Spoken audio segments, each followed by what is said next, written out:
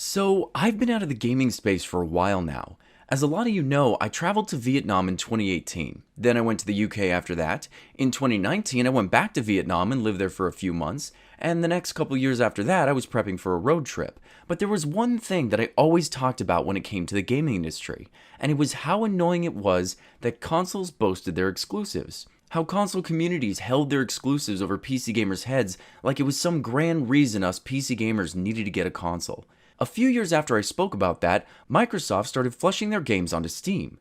Technically, they started with the Windows Store, and we all know how other PC-based DRMs fare on this platform. Origin exclusives failed and wound up on Steam. Same with Uplay, and now the Epic Game Store is trying their hand at being the next big DRM, and we can go into why that one might actually be able to stand on two legs in a future video. The point I want to make here is how exclusivity doesn't seem to work anymore. Recently, Sony's been sending all of their past exclusives onto the PC market. We already have God of War, we have Robot Girls Dinosaur Adventures, Days Gone, Journey, Beyond Two Souls. I could go on for a while, and there's so much more to come. It's really interesting to me that Sony's decided to do this, and I have a couple thoughts and things that I've noticed surrounding this whole situation. Firstly, the fact that some of their really big games like God of War and the new Uncharted is now on PC, this is a really good sign that games like Spooter Dude, Bloodborne, the Nathan Drake Collection might make their way to PC as well. And it seems Sony could go a few different ways with this. On the one hand, they could pull a Rockstar. They have their games that came out through the life of their console, and then after the console switches over to the next generation, they could dump the games on PC and make one last big rush of sales before and during this transition. One thing that always happens with the new console generation is the new console, let's say the PS5 or the PS6, it doesn't have any games yet. How do you make money on a console that people can't play games on? Well, a smart thing to do is remaster some of your previous titles, and while you're at it, you may as well tap into other markets. It's just a smart move on Sony's part to use their games that hyped up the last generation to fill the void that these transitions inevitably cause. On the other hand, this could be a sort of testing ground. PC has been for years the number one in game sales. Well, number two, being as the mobile games industry is such a huge industry and everyone has a cell phone that they can game on. But as far as full-fledged gaming-specific hardware, the PC platform reliably has the highest number of sales every year, and Sony's been missing out on that market. This could be the first year that Sony decides to give this a test run. Let's see how many copies some of our popular exclusives sell on PC, and if it does well, we could launch the PC version at the same time or a few months later, few years later, pull a Rockstar and double dip with some of these games. The reason I think this is such a smart idea is because it shows companies like Microsoft and Sony are evolving.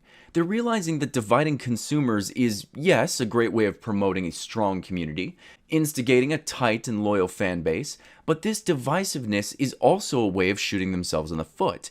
You will make more money if your games show up in more stores. That's just common sense. And no, it doesn't always work, but after years of being one of the biggest names in gaming, it's about time they put the pitchforks down, so to speak, and let people play the games they'd like to play. Now, I also know there are a lot of elitist gamers out there who will say, well, the reason I play games on PC is because I'm not really a fan of the first-person or third-person shooters with stealth elements.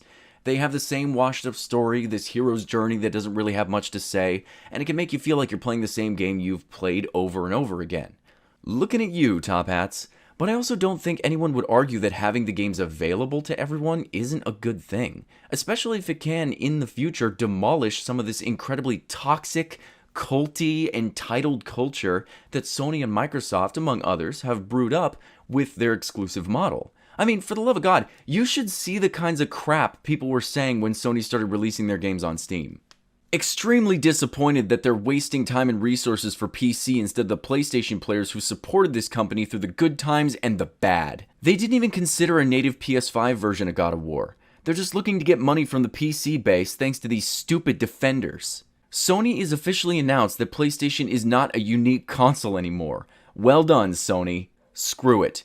We'll just use the PS5 as a glorified PS4. PC and piracy seems to be the future Sony wants. What happens when the company's run by someone who probably doesn't even play video games nor understand what it is that makes PlayStation successful for their players? Hey PlayStation, fuck off. You want me to buy a PC? Is this what we're doing here? Done. Am I supposed to be thankful for this? but more people get to play the game. So when it's announced God of War Ragnarok is pushed back to 2023 this time next year, it won't be because Sony were forcing Santa Monica to waste time on this? Will you be thankful then? Will you really be that happy for Sony that they got a few measly thousand sales on PC? Sales that will never get anywhere close to the 3 million it sold day one on PS4? Will the God of War Ragnarok delay be totally worth it then? Another week goes by in 2021 and another Sony shunt that only hurts their brand more than does good. When is this going to stop? Is it just me or am I accidentally making a console peasant quotes here? This is what I mean though. Gamers have forgotten that a part of the fun of playing a game is sharing the experience with each other. Shigeru Miyamoto developed the very first Legend of Zelda game, and when he made it, he put secrets everywhere so that people would go out and share the ones that they found with their friends. This was a beautiful way of connecting people through the game, and Sony and Microsoft developed this culty, competitive fanboy ecosystem and bolstered it so much for so long that their fans now feel betrayed. This is not healthy, and hopefully as all this calms down, we can start a new ecosystem in the gaming space, where people are excited for each other to get the games that we'd all like to play. Be it games Sony made, games Microsoft made, or games some indie guy made on his computer at home. What I think is truly remarkable is how effectively Sony and Microsoft manipulated the human species out of their natural state of being. Let me ask you this real quick. When you're hanging out with someone and you share a story about skiing or surfing, maybe you like hunting or even just watching movies, if you're telling someone about a movie that you really enjoy and they jump in and tell you, hey, yeah, I've seen that, and they start going into the aspects they liked, you feel a very strong, very human connection with that person. You're both sharing something. This is the fundamental code that humans operate on. We bounce off each other and we love relating to each other. Sony and Microsoft have been so manipulative all these years that we've literally tossed our natural human desire to connect out the window. They used divisive war tactics to lock you to their side and used you as fuel to fight for their video game console. And we say we're an evolved species. These companies molded us like hot putty. I know, I was one of the Xbox boys for a long time. The point is, through and through, we're all just gamers. We're not special because we assigned ourselves as Xbox Legion or Sony Class or PC Master Race. It literally doesn't matter. What is a step in the right direction, though, is being able to play whatever we want and share our experience with those around us, no matter the platform. And now that we're out of this divisive pit of hell, maybe YouTube channels like BulletBarry will die off. No longer a need for console peasant quotes if everyone's getting along. Oh, crap. On second thought, PC is the master race. Suck it, peasants. Wow. Careful what you ask for, am I right? Happy gaming, everyone.